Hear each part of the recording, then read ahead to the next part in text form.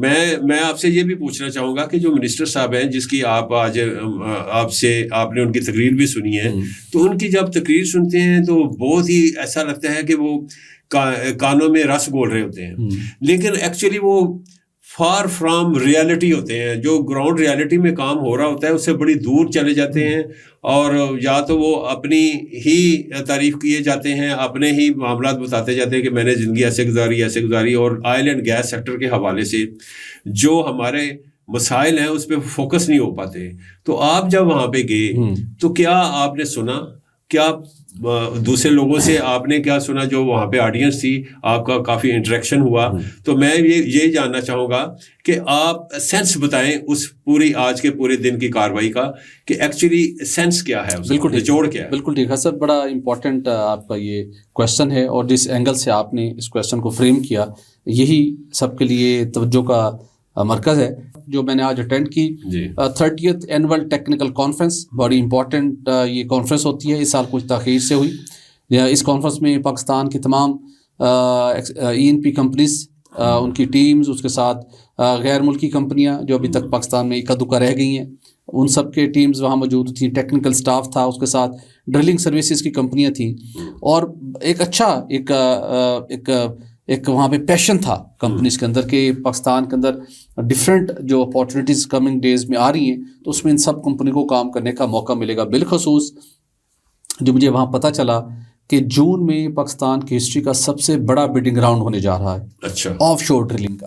Of شور drilling کا past کے اندر بھی ہمارے ہاں مختلف 5-8 سال بعد ایک ویل کی ٹرائی ہوئی ہے، لیکن اس کی بہت سی ریزن تھی، ہمیں سکسیس نہیں مل سکی. لیکن وہ یہ کہا جا رہا ہے کہ جو ہمارے پاس جو آف شور ہے یہ اتنا ورجن ہے، موجود ہے، ہم نے یہاں پہ اس لیول پہ جتنا ہمیں یہاں پہ کام کرنا چاہیے تھا نہیں کیا.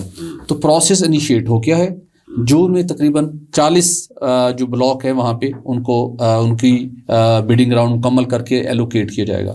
اس کمپنیوں میں بڑی انٹرسٹ ہے اس معاملے میں، چونکہ جب سے گورنمنٹ نے 35% پالیسی دی ہے نا تھرڈ پارٹی گیس سیل کرنے کی، ENP کمپنیاں جو ڈیڈ ہو چکی تھی، پیسے نہیں ملتے تھے، گیس تیل نکالی جائیں سرکل ڈیٹ میں، اب انہوں نے پلان بنانا شروع کر دیا کہ یس پوٹینشیل ہے، ہمارے پاس پیسہ آئے گا، ہم یہاں پر اس کو انویسٹ کریں گے.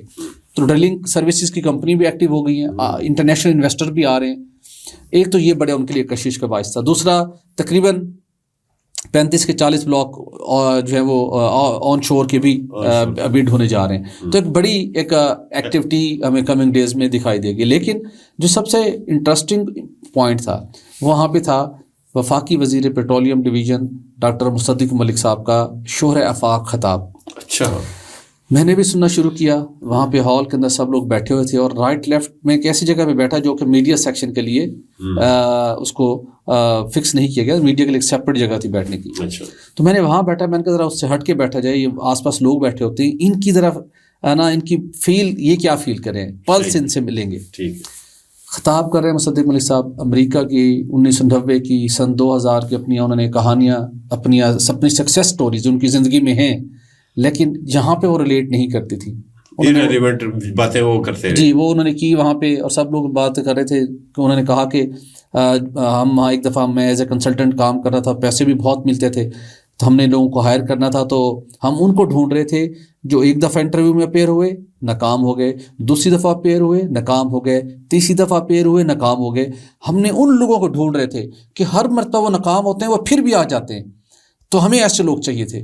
چلیں جو آپ ارلی اسٹیج پہ اسٹوڈنٹس ہوتے ہیں ان کے اندر یہ جذبہ پیشن کام کرتا ہے، لیکن جب آپ ایسی کمپنیاں یا ایسے پروفیشنل جو اپنے کیریئر کے 25-30 سال کے لیول پر پہنچ چکے ہوں، وہاں پہ وہ ایک ناکامی، دوسری ناکامی، تیسری ناکامی، وہاں پہ وہ بھٹی صاحب وہ پھر اپلائی نہیں کرتے، کمپنی ان کے پاس جاتی ہے، کمپنی ان کے پاس جاتی ہے، وہ الٹ ہو جاتا ہے کام، کیونکہ اس کا ایک نام بن چکا ہوتا ہے بندے کا. ایگزیکٹلی. اس کے بعد دوسرا انہوں نے کہا کہ جب یہ ایگزامپل دی، پھر اس کے بعد انہوں نے کہا کہ دیکھیں ہم نے اپنے دروازے کھول دیے، ہم نے نئی پالیسیز دے دی ہیں، ہمارے دروازے کھلے ہیں، آئیے کام کیجیے، ہم نے رکاوٹیں ختم کرنی ہے. گورنمنٹ کا کام بزنس کرنا نہیں ہے. اچھا. ابھی اندر کی خبر دیتا جاؤں، ہم کل سٹوری کریں گے اسپیشلی. گورنمنٹ کا کام بزنس کرنا نہیں ہے. اور آج اس وقت جب ہم اپنے شو کی ہم ریکارڈنگ کر رہے تھے، پیٹرولیم ڈویژن میں ایک میٹنگ کال کی گئی ہے وہ گیس جو پچھلے 10-15 سال سے را گیس تھی پی پی ایل کی، وہ نہیں سیل ہو پا رہی تھی، سوئی ناردرن صدروں کو بلایا گیا جبری طور کے اوپر، آؤ اس گیس کو تمہیں ایلوکیٹ کرتے ہیں، تم ہی اس کو سیل کرو، لاسز میں لے کے جاؤ، پھر اس کو تو ایک تو اس کو اس کے اسپیکس پہ لانے کے لیے بڑی انویسٹمنٹ اور ٹائم درکار ہوگا. تو اگین یہاں پہ آپ کہہ رہے ہیں کہ گورنمنٹ بزنس نہیں کرنا چاہتی، آپ لوگ کام کریں، اور منسٹری کے اندر کہہ رہے ہیں خبردار کسی پرائیویٹ کمپنی نے کام کرنے دیتا. اور بڑے آج کل نا ڈفرینٹ سیشن ہوتے ہیں جو ورکنگ آورس ختم ہو جاتے ہیں، تو اس کے بعد مصدق ملک صاحب کی ہدایت کے اوپر فیڈرل منسٹر ہیں، دوبارہ میٹنگز ہوتی ہیں آئل سیکٹر کو ڈی ریگولیٹ کرنے کے حوالے سے، اور وہاں پر پھر جو افسران کا جو وہاں پہ حشر نشر ہوتا ہے، اداروں کے سربراہان کا حشر نشر ہوتا ہے، ان کو کہا جاتا ہے کہ تمہیں میں چھوڑوں گا نہیں، اچھا تم نے یہ کیا. اس کے ساتھ ساتھ کہا جاتا ہے کہ یہ سارا کام ایک پرائیویٹ کمپنی کے لیے ہو رہا ہے.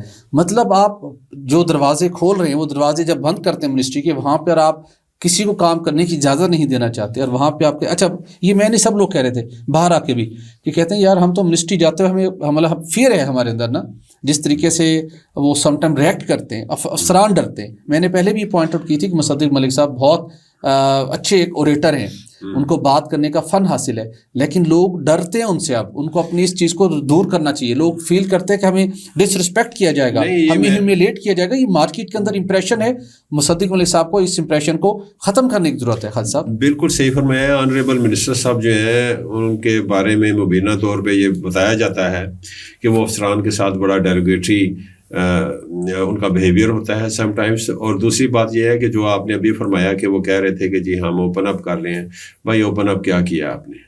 ابھی بھی آپ سوئی جو کمپنیز ہیں ان کو پیٹرنائز کرتے ہیں، ان سے لیٹر انہیں کہتے ہیں کہ لکھیں آپ، اور پھر جو یہ 35% جو گیس سیل ہوگی پرائیویٹ سیکٹرز کو، اس کے راستے میں آپ روڑے اٹکا رہے ہیں.